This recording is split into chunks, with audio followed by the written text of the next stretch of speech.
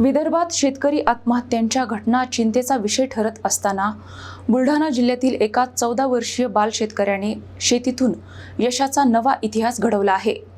त्याची ही प्रेरणादायी कहाणी अनेकांना नवी दिशा देणारी ठरत आहे। एका बाजूला नापिकी, कर्जबाजारीपणा आणि नैराश्यामुळे शेतकरी आत्महत्यांचे सत्र सुरू आहे, तर दुसऱ्या बाजूला बुलढाणा जिल्ह्यातील खामगाव तालुक्यातल्या पारखेड गावातील अवघ्या 14 वर्षाचा गजानन प्रल्हाद गावंडे आशेचा नवा किरण ठरला आहे। इयत्ता 9वीत शिकणारा गजानन इतर मुलांप्रमाणे मोबाईल आणि मनोरंजनाच्या आहारी न जाता लहानपणापासूनच शेतीची आवड जोपासत आहे। अत्यंत अल्पभूधारक कुटुंबातील या मुलाने शाळेचा अभ्यास सांभाळत भाडेपट्ट्याने शेती करण्याचा धाडसी निर्णय घेतला। आई वडील आणि 2 बहिणींच्या साथीने त्याने कांदा, हरभरा, तूर, सोयाबीन आणि विविध भाजीपाल्याचे विक्रमी उत्पादन घेतले। यंदा तर सेंद्रिय पद्धतीने हळद लागवड करून त्याने नव्या यशाची पायभरणी केली आहे।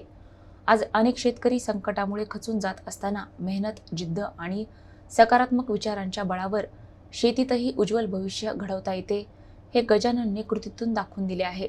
हा बाल शेतकरी केवळ आपल्या कुटुंबाचाच नव्हे तर संपूर्ण विदर्भातील शेतकरी समाजासाठी प्रेरणेचा स्रोत बनला आहे। हळदमध्ये उत्पन्न जास्त आहे आणि जर का आपण जर का पहिले सुद्धा हळद लावत असेल तर त्यांनी 5 एकर 10 एकर असेल तर त्यातली 1 एकर ट्रीटमेंट फक्त गजानन ॲग्रोची करावी, कारण त्यांचे रिझल्ट चांगले आहे। आज त्यांनी दीपक बाप्पू देशमुख यांनी पहिलंच वर्ष असून त्यांनी सर्व महाराष्ट्रातील उत्पन्नाचे रेकॉर्ड तोडले आहे आणि त्यांनी हळद म्हणजे 25 गुंठ्यामध्ये ओली हळद 170 क्विंटल घेतली आहे।